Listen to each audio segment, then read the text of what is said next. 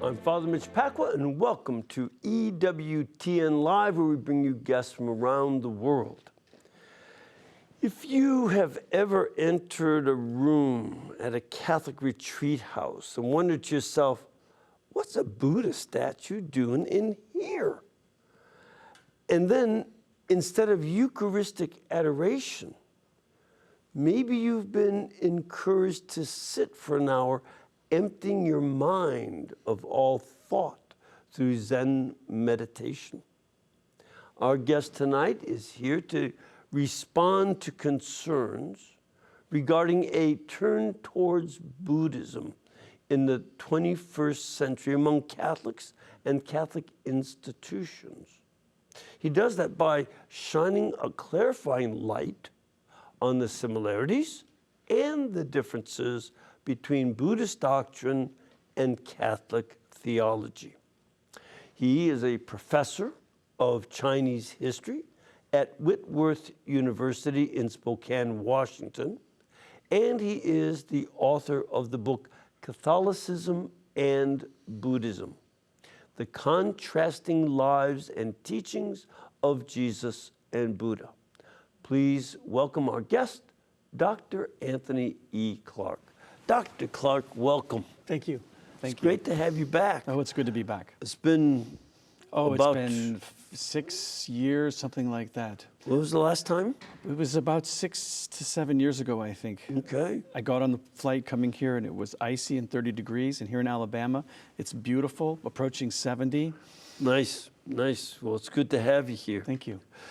And Frank, just to let our audience know, I was the one who helped to kind of instigate this book. Now, this is an interesting story because I co-wrote an author with Carl Olson, who's Catholic World Report, and this article got an enormous amount of readership. And you said to me once, now y'all should write a book about this.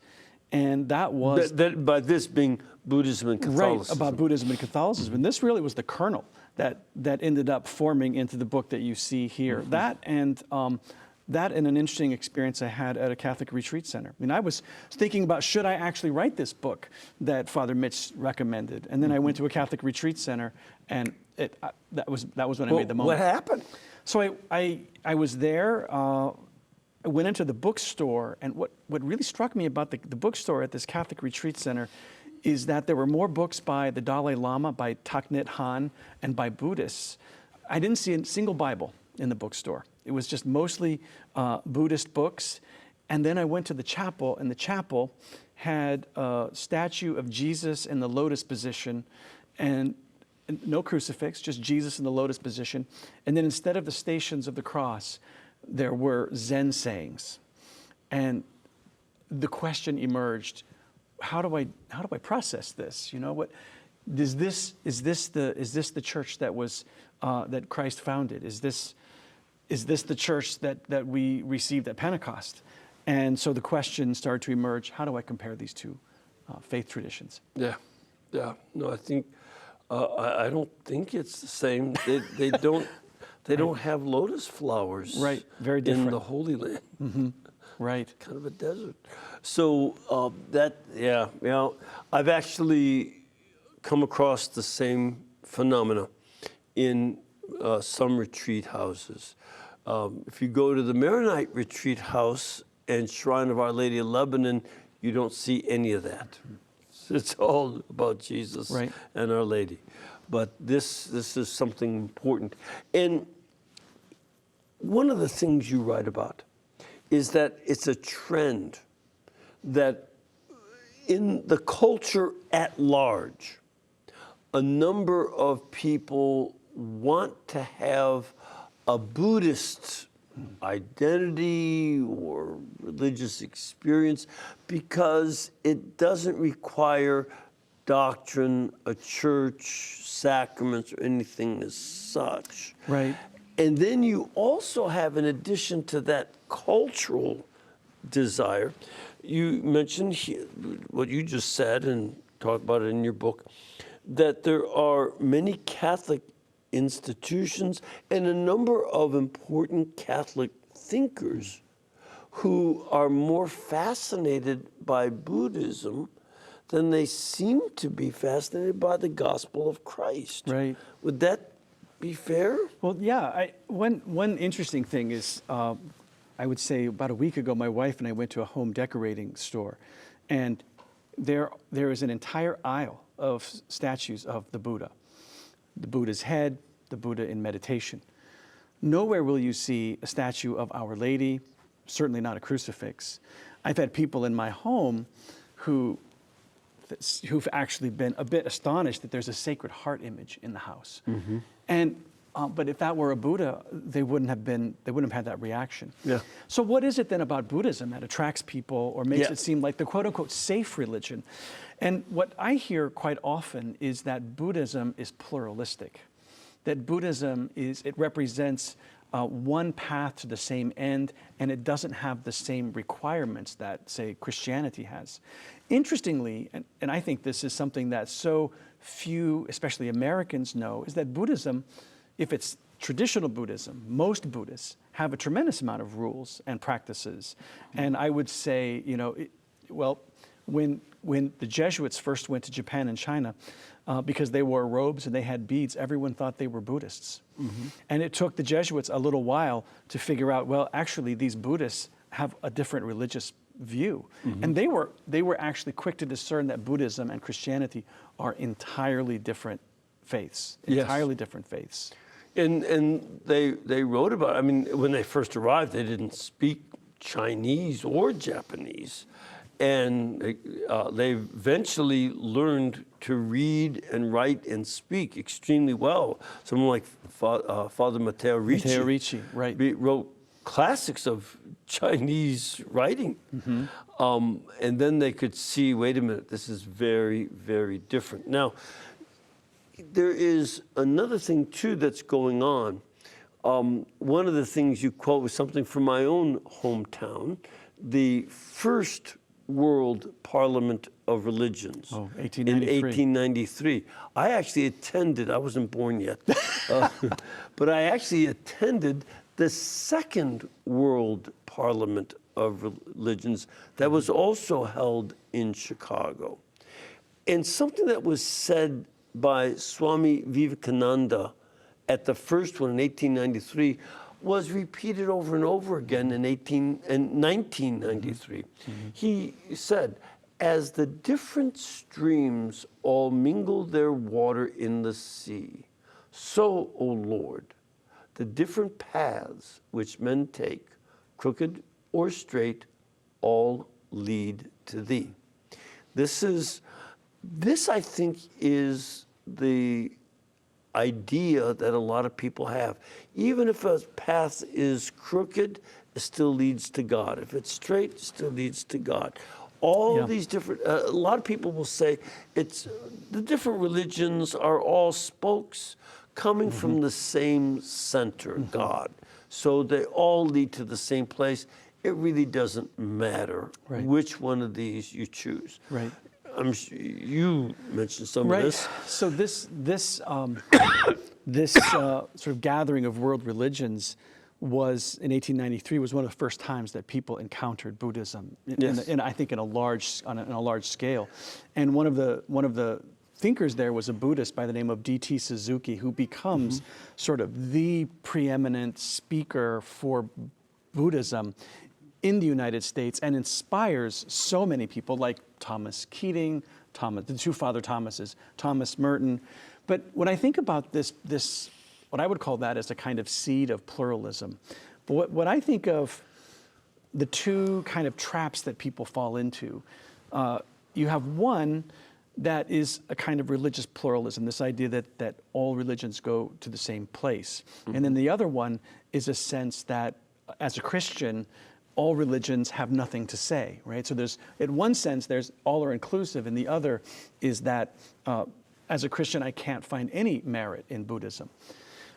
What's your position in that, regarding those two positions? Well, the first position, this pluralist position, clearly the Buddha himself didn't buy that, because there's that famous story of an elephant in the Buddhist Uplift Sutra, where there's an elephant and 5 blind men are summoned.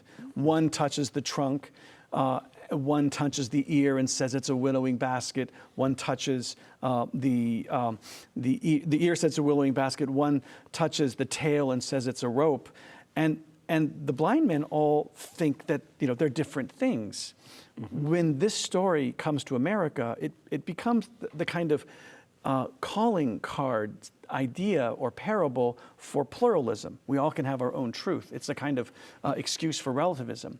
But the Buddhist Sutra is quite the opposite.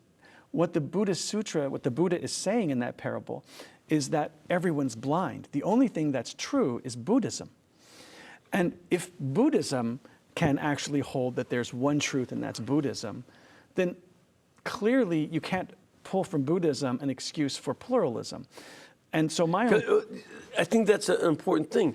Buddhism does not teach that all the religions lead to the same place. That's a very important element. Right.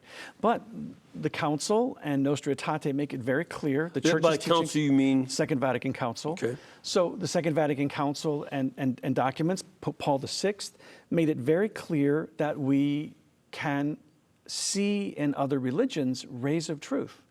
That doesn't mean that they have all of the truth. Only our faith has that claim. Mm-hmm. I mean, the 2000 document by Cardinal Ratzinger called Dominus Jesus has this little section that talks about how there is a kind of mutual enrichment in religious dialogue. And that's very often quoted by Catholics to justify things like Buddhist meditation at retreat houses. But if you keep reading, it actually continues to argue that it's this kind of relativism that poses a threat to the Church's evangelical mission. And it actually, Dominus Jesus mentions pluralism as one of those threats. Well, when we take a look at Buddhism, one of the very core differences, and I remember when I was a young professor at Loyola University in Chicago back in about mid-'80s, 85, 86, right in there. A Buddhist came to us, and my compatriots in the faculty were saying, well, he's a Buddhist theologian. And you laugh at that because, right. Why? Why do you laugh at that? Because at best, Buddhism is agnostic. Yeah. And it's very clear that theism, theos being God, is rejected as an idea to be entertained in Buddhism. There is no theology being the study of God. There's no God in Buddhism. And that's considered one of the weaknesses of Christianity from the point of view of Buddhists. Exactly. See, that was the point. And when the Buddhist and I dialogued, we both agreed, we talked about that, and he lit up and said, oh, you get it. Right. That in Buddhism, they do not assert that there is a God, nor do they deny that there is a God. Right. They are completely agnostic. Right. That is, agnostic means unknowing. Right. They just don't know, and Buddha didn't care to try and figure it out. Wasn't his concern. No, I think that's pivotal. The notion of whether or not there is a God is the pivotal thing that separates Buddhism and Christianity. What the Buddha's aim was, and I like to think of Buddhism has an aim, that's nirvana, that's sort of awakening or enlightenment. Mm-hmm. Christianity has a purpose. And if you think about the subtle differences between a purpose and an aim, that kind of that distinguishes the two. But there can be no God in Buddhism because ultimately the purpose, well, first off, there's no creator in Buddhism, right? There's an infinite regression of time, and there's an infinite progression of time. Right. So there's no moment of what Thomas Aquinas called creation from nothing. And when you think about it, a Buddhist would not be able to assert the Big Bang Theory. No. that there was at 14.5 billion years ago, nothing, and then at another point there was everything that exploded. They can't assert any kind of beginning. It's what is eternal. Right. What makes the Buddha, I mean, the word Buddha means awakening. What makes the Buddha is his, as Buddhism believes, his insight that all things are suffering. And that karma, there's really no such thing as good karma in Buddhism. That's a very Hindu idea, good karma, bad karma, moving into Brahman. From the Buddhist point of view, rebirth is an optimistic way to talk about re-death. There's always suffering in this world because of desires. That was Buddha's great insight. So from that point of view, the goal is to eliminate all desire, to eliminate especially my desire to believe that I am a permanent being. And this is vastly different from the Christian idea of imago Dei. We have a creator. There is a God who made us. If that's the case, we are made in God's image. And I love, when I think about this, sort of thinking about Buddhism, I think about the first chapter of Genesis. How many times does God say his creation is good? Constantly, this is good, this is good. In fact, in case you missed it, at the very end of the first chapter of Genesis, God says it's very good, just to make it more emphatic. Now, if that's the case, in Romans 8, we are good. If that's the case, then the Buddha's premise that everything about us is a kind of suffering that needs to be extinguished makes little sense. So the God question changes everything. And there's a quote, there's a Vatican document on interreligious dialogue from the Vatican Commission. It was written by Michael Fitzgerald, who's in the Interreligious Dialogue Commission. And it says, quote, since Buddha deliberately avoided talking about the existence or non-existence of God, it is obvious that Buddhists will have difficulty when faced with the Christian belief in Jesus as the Son of God and true man. Buddhists naturally tend to interpret Jesus according to their own system of thought. They may be attracted by his teachings and by his example. They may be willing to recognize Jesus as a bodhisattva, that is, one who renounces himself out of compassion for others. Yet, there will remain a fundamental difference, for they accept Jesus as a wise teacher, but not as a divine person.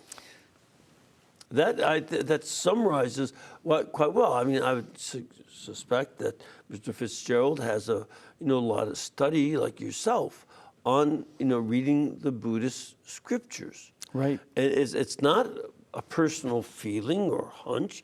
This is what is written. I mean, Christ identifies himself in sacred scripture as God. Yeah. And the Buddha does not. Right. Never does the Buddha identify himself as even a deity.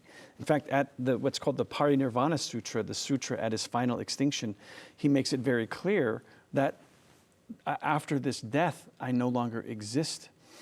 Now, the question of existence or non-existence, Buddha was asked in one sutra, what do you think of that? And he remained silent. So his silence sort of affirms that he neither affirms nor doesn't affirm whether or not we exist. But it's very clear that Jesus is God and is divine, and he claims so himself. I also think of it this way, and it's curious that what I'll hear sometimes is the Buddhists think Jesus is good, but Christians don't like the Buddha, which is actually not true. That's just not true. But what is interesting about the Buddhist view of Jesus is that often they'll compliment his moral teachings, but certainly not his sort of what we might call existential or ontological thinking. Buddhists think that Jesus would have been a bad Buddhist because a truly good Buddhist is detached from a desire for certain outcomes. What did Jesus do? He wept. He had he was angry. He overthrew tables in the temple. Jesus was anything but detached. He was a lover of humanity. Jesus exemplifies in his passion even, but Jesus exemplifies love in a way that Buddhism, whether or not we can describe Buddhist charity as love in the same way, I would argue not. Mm-hmm. But I would just say Jesus is not the Buddhist that some people assume he was. No. And in fact, in one of the books that you cite by a Catholic, I believe a Catholic woman, that she wrote a book on a dialogue between Jesus and Buddha. Right. And at the end, Jesus becomes a Buddhist. Right. At the end, Jesus essentially concedes to the Buddhist position. Because she brings out your point. These two worldviews are not compatible. They're not. They're not the same.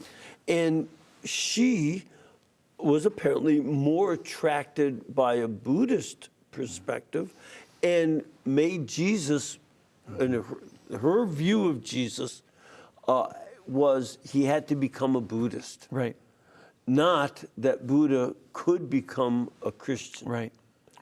Would that be fair? That's fair, and I think that's a powerful point. There is an assumption, at least in the West, that it's easier to go from Christian to Buddhist than Buddhist to Christian, which is another, I think, untruth. I teach at a Christian university, and there are many former Buddhists who converted to Christianity because of, I just had a chat with one former Buddhist who said, for some reason, Buddhism had a kind of glass ceiling. There's a certain point where you can't go past. And it was Christ's mercy that really struck this person. I mean, what was it that he said? If the leader of Christians is Peter, and Peter made so many mistakes, why did Jesus love him so much, right? But this question of this sort of question of whether or not Jesus was a good Buddhist or not, this is something that we see quite often, and it typically is a kind of concession to Buddhism. And there's another element too that a lot of people miss because they're I don't know if it's attracted or they're satisfied with a very popular bookstore notion of Buddhism rather than actually becoming a Buddhist in the context of authentic Buddhism, where you, if you're a Buddhist, there are certain expectations that you are not just doing your own thing and finding your own enlightenment as any way you feel like it. Tell us a bit about what's required to become a Buddhist. So when the Dalai Lama was once asked, what do you think about this mixture that you see in the West of Buddhism and Christianity? And the Dalai Lama was somewhat flabbergasted by that question. And his answer was, putting Christianity and Buddhism together is like putting a yak's head on a sheep's body. They're completely different animals. And one of the things that he also pointed out is to be a Buddhist, in Christianity we say that to be a Christian, you're baptized. To be a Buddhist, you actually take what's called the vow of the three jewels or the three refuges.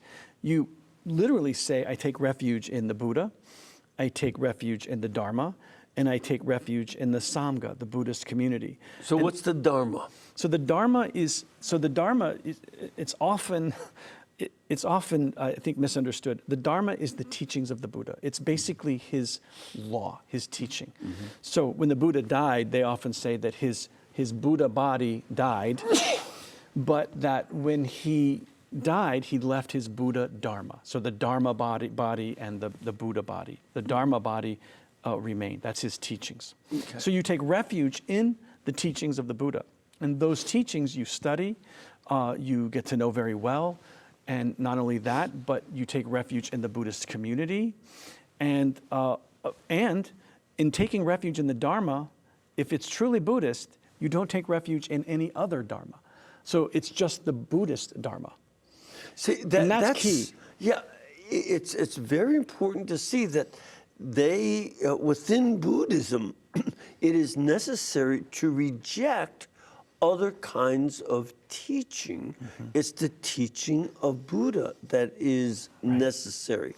So there's, it'd be, I think, a misnomer in a way, but we would see that as a certain type of orthodoxy. Right.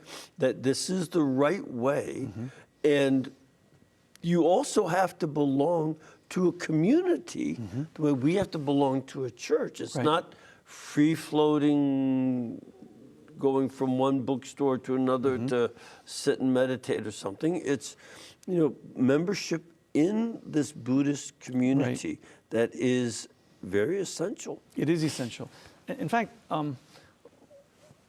one of the things I think it's significant is that the Dalai Lama and others, Buddhists especially, will say that to say that Christianity and Buddhism are the same thing is like saying that a map to New York and a map to LA go to the same place. The practice is very different. The end result is very different for a Buddhist and for a Christian. So from the Buddhist point of view, to be part of another religion it gets in the way of the goal, which is nirvana. And nirvana means extinction of what I think of as a permanent self. See, that's another element too. I think it really makes a big difference. Nirvana means that you as a person cease to exist. You become extinct. You're not there. Right. And in Christianity, we have a completely different goal, which is interpersonal union between the human persons and the three persons of the Blessed Trinity. And it's a relationship that is not an extinction, but it goes on for all eternity. And it's filled with the truth and beauty and goodness and great joy and peace. This is the goal of Christianity. And in Buddhism, if you had that goal, you would be actually a fairly bad Buddhist. You would be a fairly bad Buddhist. Yeah. I like to think of Buddhism in a kind of a simple way, and that is, if you're a Buddhist, you'll believe in reincarnation. So you might have billions, eons. I mean, an eon being the life of a solar system. So you might have eons and eons of incarnations, but at the end, your soul goes away. It's inevitable. It's inevitable that it goes away. But from the Christian point of view, we have one life and an eternal soul. Yeah. It's the opposite. It's completely the opposite reality. And our point of view takes a great deal of responsibility for this life. Right. There's one thing, though, that I don't know if you've thought about this. I was speaking to one of our crew members here. He's, working in the control room, Zach. And he said, well, if desire is the cause of all suffering, and you're supposed to avoid suffering by getting rid of all desire, correct? Right. Then are you allowed to desire nirvana? Right. It would almost seem to be an inherent... A contradiction. Contradiction. Yeah. Well, Buddhism is as diverse as Christianity. So, yes. So you have Mahayana Buddhists, you have Theravada Buddhists, you have Pure Land Buddhists, you have Zen, you have all these different sort of sects of Buddhism. Yes. Just so in Christianity, obviously we debate things like justification and grace. We debate a lot what constitutes the church. In the Buddhist sense, this question of desire is equally debated, but fundamentally, at its most generous, Buddhism will say that the desire for nirvana, for extinction, for that desire is the one sort of good desire. But essentially, all desire is bad. Even if you desire something pleasurable, we have this moment of pleasure, but then the pleasure goes away. So all desire feeds a kind of cycle of pleasure and unhappiness. And the Buddha makes this very clear. Total detachment is the only way to reach nirvana.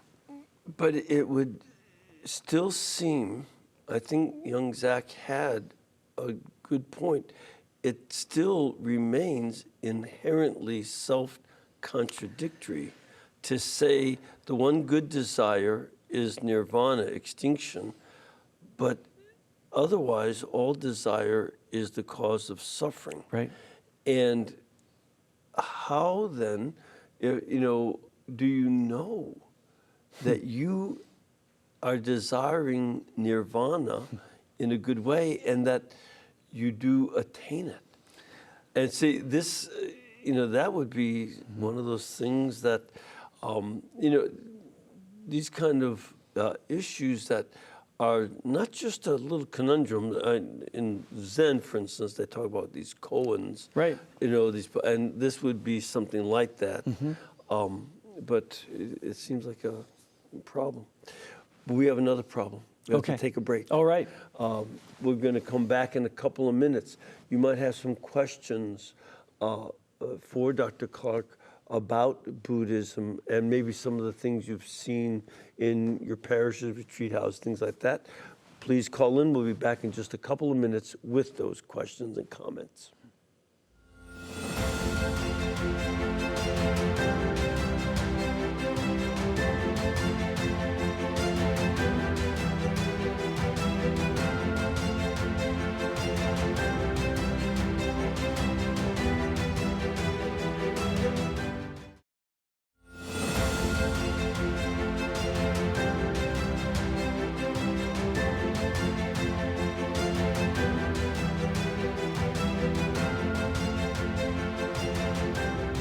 Welcome back. We are discussing a new book called Catholicism and Buddhism, The Contrasting Lives and Teachings of Jesus and Buddha by Anthony E. Clark, Ph.D. This is item number 18185 at our religious catalog. You can go there by going to ewtnrc.com. And if you are interested in this topic, it is an excellent book to introduce you to that dialogue and the difficulties within it between Catholics and Buddhists. So I highly recommend this. Are you ready for some questions? I'm ready. Let's start off with a caller. Steve, you're calling from Oregon.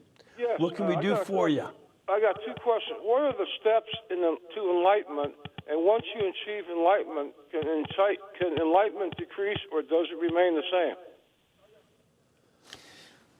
This is a good question from someone from my home state. Good hearing from an Oregon voice. And so what are the steps toward enlightenment? That's very different dependent upon what form of Buddhism you ascribe to. So if you're a Theravada Buddhist, they call themselves the elders, they have very strict rules about how one gets to enlightenment. And those rules include very strict things like the Eightfold Path, what kind of employment you have, how you meditate, the practice of mindfulness, very strict rules. According to another school called Mahayana, which means the greater vehicle, it's in a way easier to get to enlightenment. Yeah, it means the greater vehicle because more people would be able to can follow. Get there. And it's more about meditation in the Mahayana tradition. So both meditate, but in the Mahayana tradition, meditation tends to be a little more common. So what one would do is one would first become formally Buddhist, take the vow of the three refuges or the three jewels.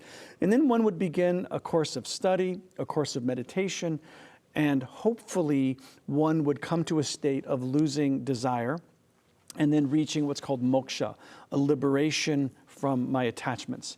And enlightenment, so it's, the final question is, can you keep it?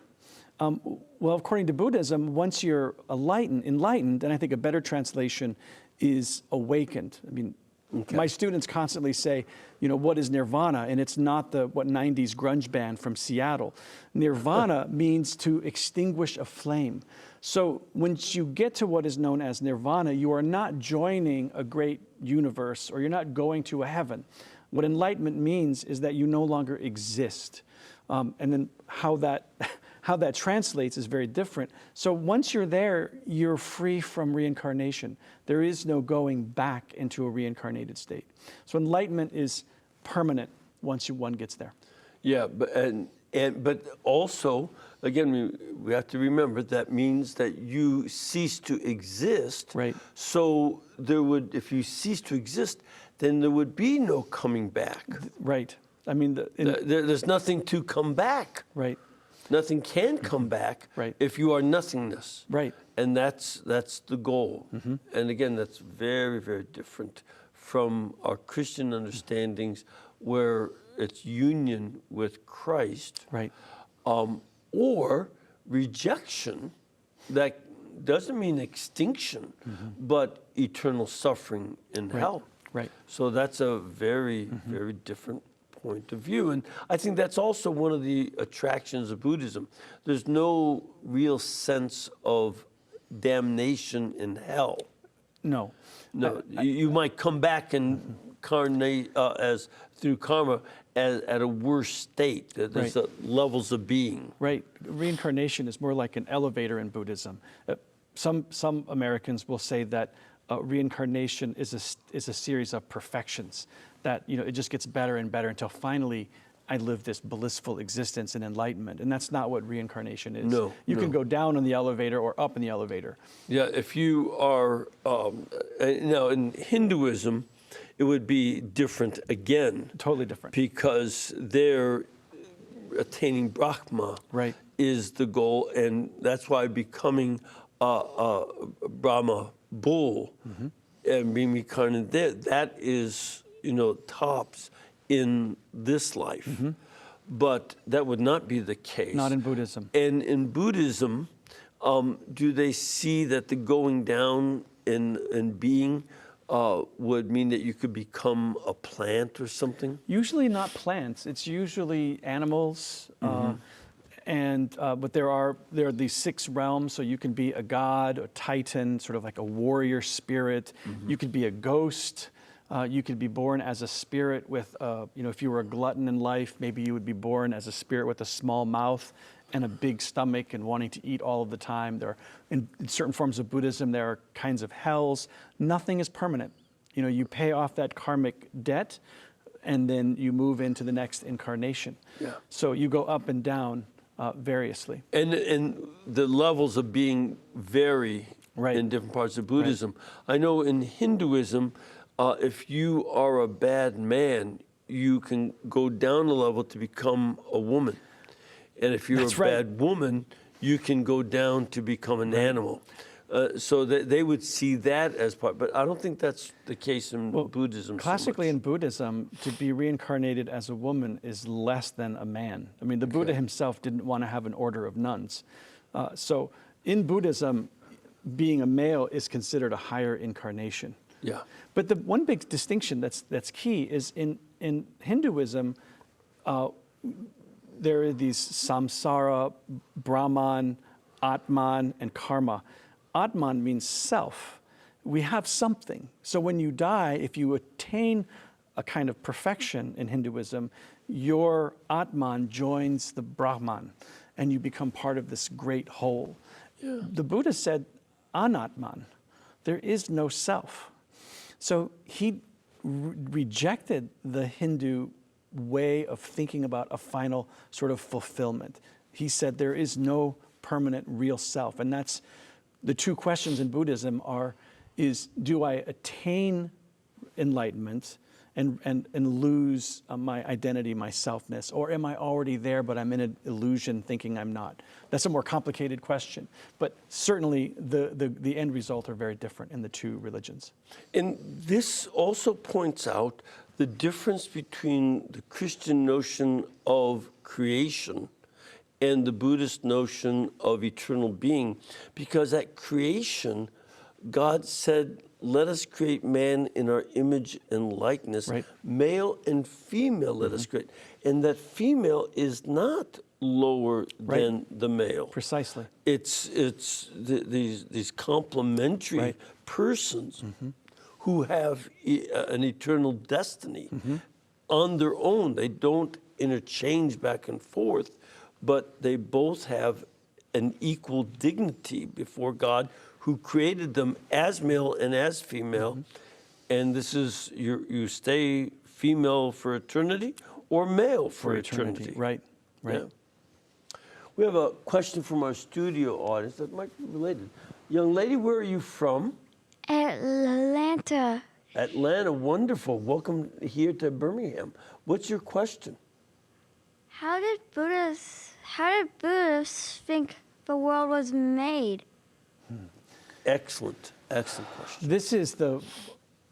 This is one of the most common questions I receive from college students. So it's a very good sign that you're already asking that question. From the Buddhist point of view, I like to think of the world or the cosmos from a Buddhist point of view as a spider web. But it's a spider web that had no weaver. It's the web that has no weaver.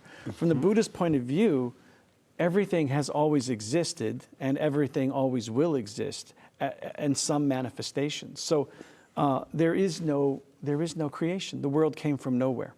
It just always was, always is, which is very different than Thomas Aquinas' creatio ex nihilo, or ex nihilo nihil fit. Nothing comes from nothing. You know, right. In the Christian point of view, we absolutely believe that there's a creator, and this creator created this thing that we all exist within. Interestingly, I find one of the sort of complications that arises in Catholic Buddhist dialogue is that Buddhists will, they'll very much affirm that there is a system. Karma is a system. Reincarnation is a system. Samsara is the technical word for reincarnation. Enlightenment, awakening is part of the system. But if there's no creator, who designed this system? There's a design, but who designed it? And this is a kind of impasse that Christians and Buddhists will have. So who made this system that you Buddhists take for granted? It's interesting, too, that the belief in the eternity of the universe was true of Aristotle. Right. It's true of Mormonism.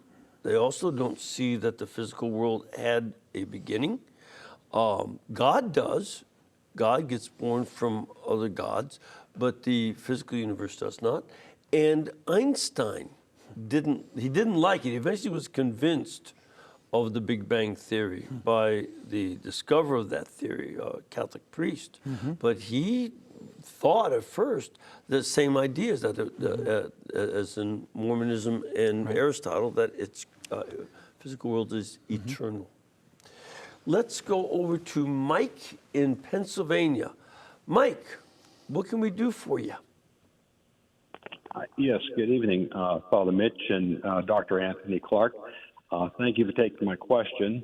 My question to Dr. Clark is, do you think the famous Trappist monk Thomas Merton and his relationship with Zen Master Suzuki was the principal reason for Buddhism's growth in the Catholic Christian West?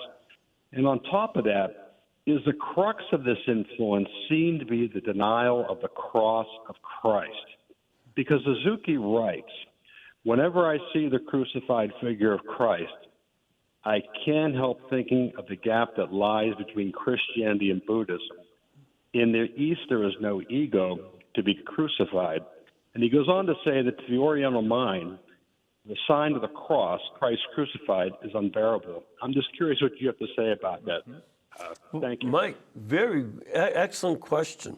This is a good question, especially since that very quote is in my book. And that's one of the particular quotes that is very seldom included in discussions of D.T. Suzuki. The question about Thomas Merton and whether or not I see his sort of dialogue with Suzuki as being part of the growing popularity, that's absolutely the case. I mean, when Thomas Merton published Seven Storey Mountain, there's no doubt that his readership grew exponentially, and rightly so. I'm a huge lover of Seven Storey Mountain by Thomas Merton. Fine book. Fine book. But later, he starts to to go in different directions. And in his Asian journals, he speaks of dreaming of being a Buddhist monk himself. He meets the Dalai Lama. Thomas Merton's, I would call it a kind of intellectual flirtation with Buddhism, and in fact, promotion of Buddhism.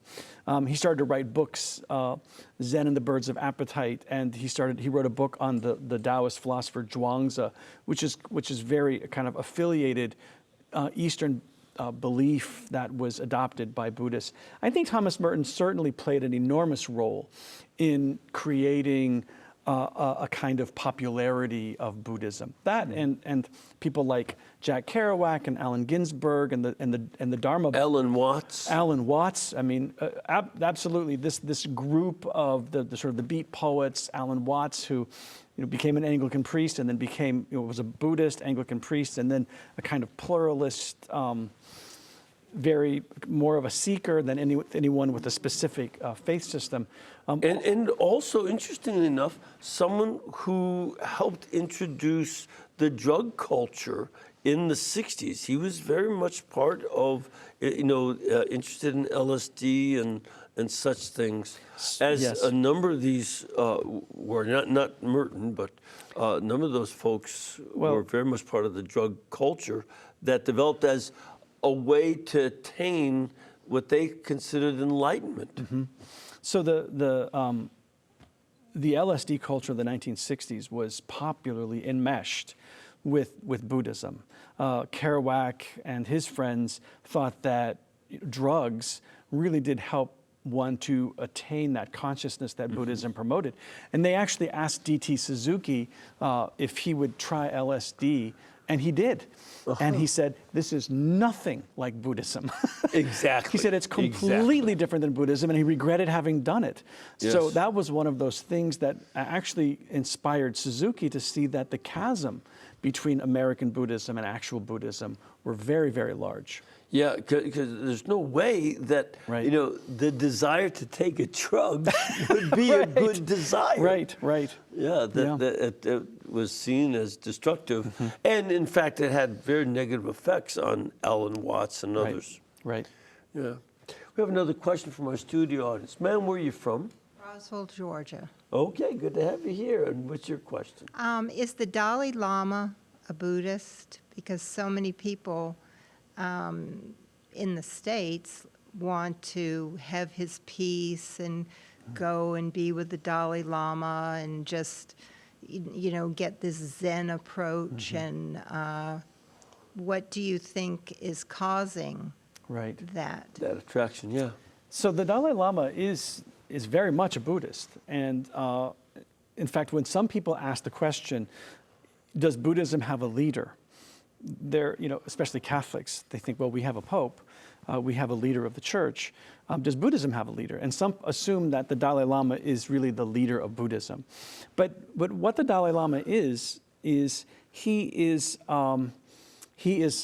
the leader of one group of Tibetan Buddhism called the Yellow Hat sect. Tibetan Buddhism has a Red Hat sect, has more than one sect of Buddhists. So the Dalai Lama then is considered to be a reincarnated bodhisattva, a special high being in the Buddhist belief system. And the Dalai Lama then, as the reincarnation of this bodhisattva, Guanyin or Avalokiteshvara, the bodhisattva of mercy, as that reincarnated being, he's the leader of the Yellow Hat sect. And so he is he is absolutely the most prominent of Tibetan Buddhists and the most public, because in 1959, the communist government destroyed thousands of monasteries, and just a lot of Tibetans died, monks died when they occupied Tibet, and he went into exile. So he got a tremendous amount of media exposure, and once that happened, the Dalai Lama became quite popular, and then his message for peace and compassion has been appealing to an awful lot of people, especially sort of right after the Vietnam War. Yes. Yep. So, and there wouldn't be exactly that kind of leader, say, in the Japanese Zen Buddhism. No, I mean, in Zen, they have a lineage, so they believe very much in a lineage in their own Buddhist practice. But not in the same way that we would have a leader. There is no leader of Buddhism. Yeah. There might be patriarchs, there might be high lamas, but there's no single leader. Okay. We have another caller. Hello, Maria, calling from California. Yes. Your question? I had an experience of Zen meditation in the 1980s with the Third Order Carmelite group. It was part of an enculturation movement popular at that time. It was labeled Christian Zen. Is there such a thing as Christian Zen? Thank you. Thank you. Good question. Thank you for that question. Because there actually are some books. Right. There was a book by Dom Graham, Aelred Graham, called Zen Catholicism. And one of his suggestions is that Zen is a good supplement for Catholicism. And that, like Merton sort of argued that we had lost mystical practices, so we needed to turn to the East to recover our own practices. And the problem with that is, let me go back to what Buddhists themselves say. You can't have a map that takes you to New York and a map that takes you to LA and say they go to the same place. The practices of especially Zen are pointing in entirely different directions. And from Christianity. From Christianity. So if you're practicing Zen meditation, you're literally trying to empty your mind. I know Father Thomas Keating came up with this thing called centering prayer, where you choose a sacred word and you focus on that. This is a good example of how they don't work. A sacred word as something that you focus on, from the Eastern point of view, is intended for whatever you focus on to lose its meaning. So if you come up with a word, say cup, and you say cup over and over again, it's just sort of like if you rub part of your skin long enough, you just really don't pay attention to it any longer. The Buddhist ideal is, if you focus on this meditative practice, it loses its significance. The word cup is meaningless after a while. So if I focus on the word Jesus over and over again, and I'm an Eastern Rite Catholic, we say the Jesus prayer, but we're not saying the Jesus prayer over and over again so that Jesus loses meaning. We're saying the Jesus prayer over and over again so that Jesus is infused within us and we focus more on that divine relationship. So there is no such thing as Zen Catholicism or Zen Christianity. They're two different things, and the practices are very different. I want to confirm that from my own experience, when I was finishing up my philosophy studies and had taken courses in Eastern religions and Buddhism, Hinduism, and such, and I had Catholics that promoted us trying to seek enlightenment and using Zen sitting and all this other stuff. And I read Dom Graham Aelred and a number of other Catholic and yoga, Catholicism and Zen, all this. And I finally came to a point in October, I remember well, October of '72, that I realized I was either going to follow Jesus Christ or seek this state of my own enlightenment. And once I could see that it was a choice between an interior state of enlightenment or Jesus, finally I could say, oh, I don't want me, I want him. Right. And that was a major part of conversion. And if you ever read my book, I can't find it anymore, but Catholics in the New Age, that's what that was about. I want to encourage people to check out anthonyeClark.squarespace.com. anthonyeClark.squarespace.com to learn more about his work. And his book is Catholicism, Buddhism, The Contrasting Lives and Teachings of Jesus and Buddha by our guest, Anthony E. Clark. It's item number 18185 at ewtnrc.com. Thank you so much for being with us, and may the Lord bless you all and keep you, the Father, the Son, and the Holy Spirit, one and true God. We bring you this network only because it's actually brought to you by you, keeping us in between your gas bill, your electric bill, and cable bill. This was the way our Lord Jesus inspired Mother Angelica to support this network and keep it going. So we appreciate it, and all of your support helps us to do our evangelizing. God bless you all, and thank you.